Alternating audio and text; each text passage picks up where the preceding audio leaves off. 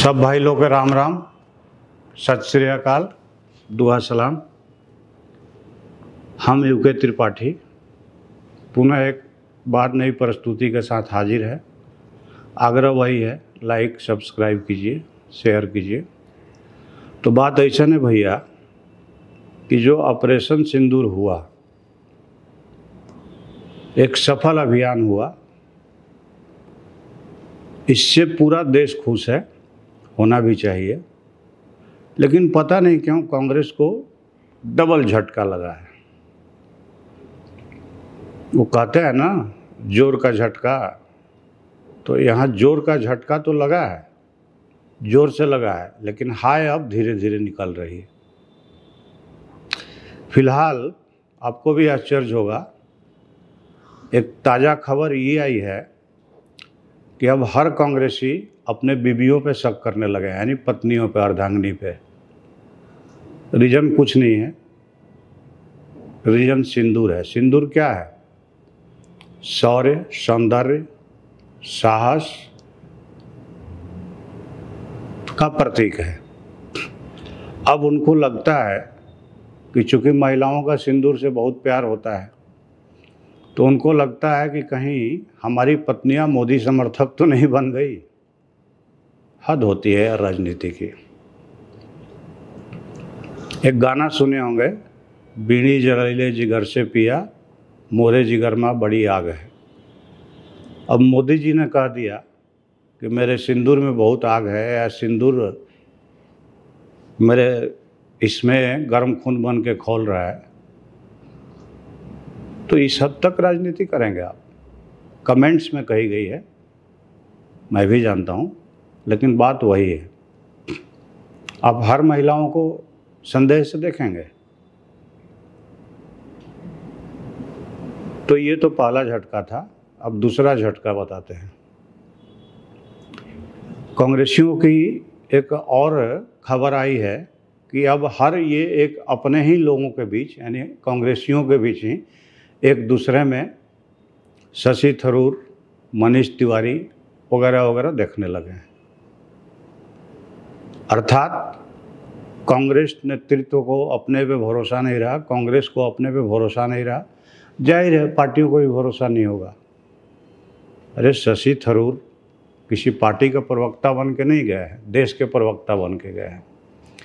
नरसिंह राव ने जब वाजपेयी जी को भेजा था तो भाजपा के प्रवक्ता नहीं थे, या नरसिंह राव के प्रवक्ता नहीं थे, देश के प्रवक्ता थे। और वहाँ भाजपाइयों ने कोई ऑब्जेक्शन नहीं किया था। उस समय प्रदेश अध्यक्ष अडवाणी जी थे, वो भी चाहते तो नरसिंह राव को 10 खरी खोटी सुना सकते थे, वाजपेयी जी पे संदेह व्यक्त कर सकते थे। ये किस तरह का विश्वास है? अगर शशि थरूर देश का जयकार कर रहे हैं, तो आप उनको अपने देश में ही गरिया रहे हैं। आपका एक नेता कहता है कि जैसे आतंकवादी देश में भटक रहे हैं, वैसे हमारे नेता विदेश में भटक रहे हैं, वो आतंकवादी हैं। इस तरह से स्तरहीन राजनीति नहीं करना चाहिए। अब तीसरी बात पे आते हैं।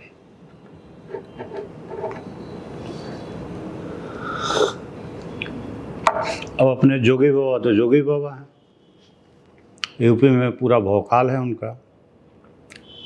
अब उन्होंने एक और घोषणा कर दी है।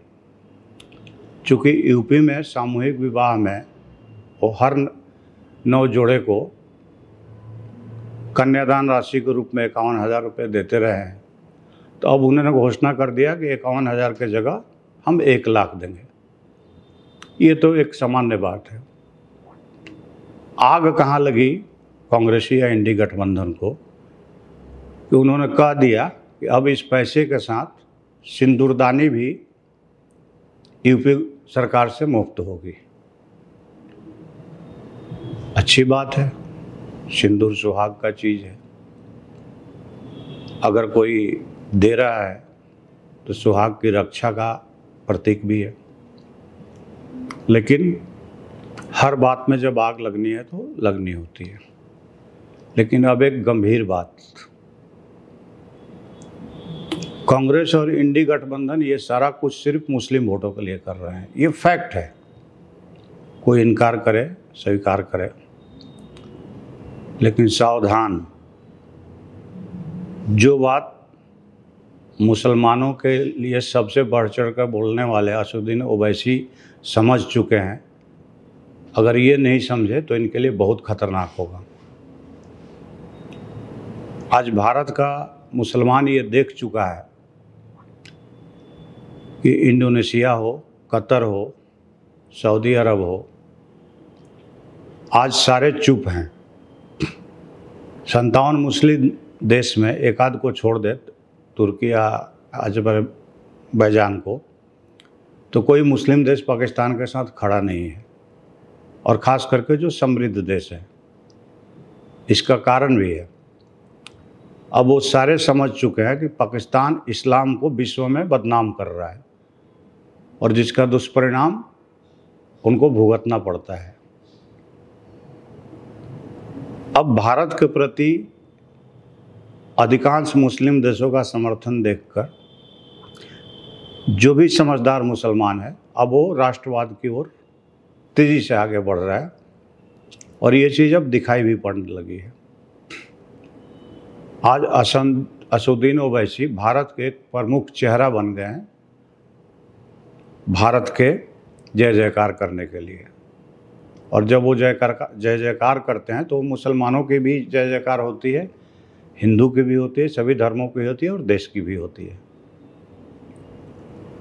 ये बात जितना जल्दी हो कांग्रेस या विपक्षी गठबंधन समझ ले, उनके लिए भला होगा। मोदी से लड़ना है तो अराजकता फैलाकर, गृह युद्ध कराकर, या किसी तरह का टूल किट्स या स्लीपर सेल की मदद से आप भारत का युद्ध नहीं जीत सकते, क्योंकि यह 2025 का भारत है जो बदल चुका है। हमारी जो शिक्षा का स्तर है बढ़ चुका है, प्रतिशत भी बढ़ चुका है, और इस देश में बहुत लोग समझदार हो चुके हैं। मैं अतीत की बात नहीं करता, तो बहुत काले अध्याय हैं अतीत में।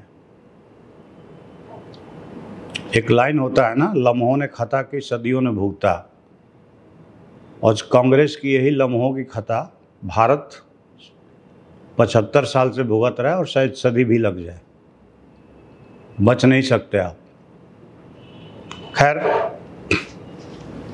इतनी निराशा के बीच मैं एक कांग्रेस को और इंडी गठबंधन को एक और अच्छी सलाह देता हूं, और उनके लायक देता हूं जिस रास्ते पे वो चल रहे हैं।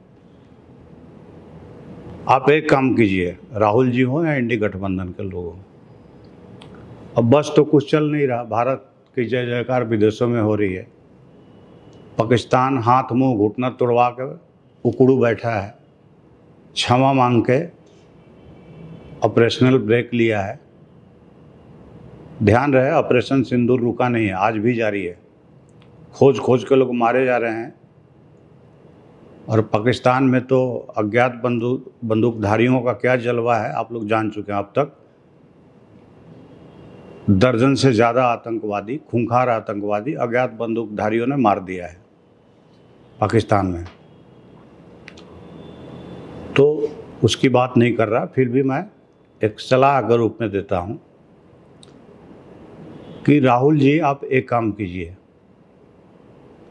अब आप जो भी विदेशी प्रतिनिधिमंडल भारत से गया है उनमें आप जाति ढूंढिए, क्योंकि इसके मामले में एक्सपर्ट हैं आप।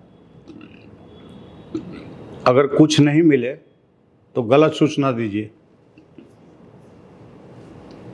जैसे मिस वर्ल्ड के विषय में आपने गलत सूचना दी कि वहाँ कोई ओबीसी दलित वर्ग का लोग नहीं जाता, जबकि बहुत लोग जाते हैं।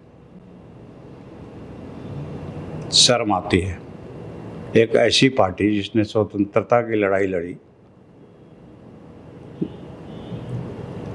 जिसके संरक्षक गांधी जैसे, बापू जैसे लोग थे, आज किस घटिया स्तर पर गिर गई। तंज है, लेकिन यही काम हो रहा है। और अंतिम बात और मजेदार लगेगी आपको,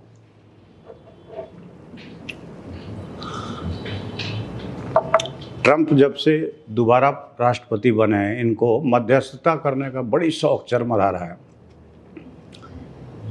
तो रसिया, यूक्रेन, इजराइल, हमास में मध्यस्थता के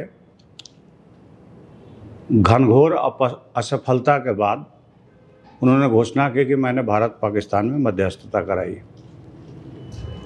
भारत और पाकिस्तान दोनों देश इस बात को नकार चुके हैं, लेकिन नशा है, शौक है। अभी ताज़ा खबर आई है कि ट्रंप अमेरिका के राष्ट्रपति हैं, नेचुरली शक्तिशाली राष्ट्रपति हैं। उन्होंने लालू यादव को संदेश भेजा है कि सुनने में आया है कि आपके परिवार के बीच बहुत तगड़ा झगड़ा हुआ है, तो हम चाहते हैं कि मध्यस्थता करके इसको सुलझा दें। लालू यादव भी पहुँचे हुए खिलाड़ी हैं। उनका जवाब था, अरे भाई ट्रंप बाबा, एगो तो ऐसे ही मेरा बेटवा उठपटांग हो गया है, तुमको मध्यस्थता के लिए बुलाएंगे ना तो दूसरों को भी उठपटांग कर देगा अपने जिससे, जैसे आलतू फालतू इधर उधर बोलते रहता है तुम, वैसे ही वो भी हो जाएगा। तो एगो से तो कैसे पीछे छोड़ा, दूसरे को तो रहने दो। अब बेटवा तो छोड़ो, बेटियों सब फिर उठपटांग हो जाएगी। इसलिए हमको कोई मध्यस्थता वगैरह नहीं चाहिए। जैसे कश्मीर में भारत को नहीं चाहिए, वैसे ही परिवार में भी नहीं चाहिए। शौक़ है तो तुम अमेरिका में करो ना, बीवी इधर भाग रही है, मियाँ उधर भाग रहा है, बच्चे उधर भाग रहे हैं, पहले उनको मध्यस्थता करके एक साथ लाओ, समझे? कट। जय हिंद, वंदे मातरम, नमस्कार।